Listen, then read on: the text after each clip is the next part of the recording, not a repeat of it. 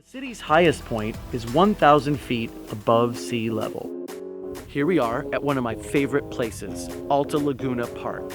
Now it's way up in the hills of Laguna Beach, so you either have to be ambitious and hike up or take a car or a very nice bicycle ride up. Once you get up here, as you can see behind me, the trails are fantastic. They go on for miles.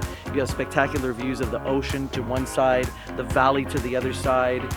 It's really pristine and there's not a lot of people. If you're a nature lover, I would strongly suggest that you come and check it out. Lots of indigenous flora and fauna for you to enjoy.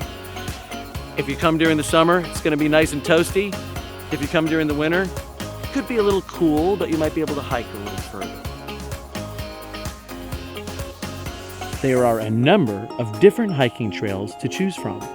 Make sure you bring plenty of water and your camera to capture these majestic views.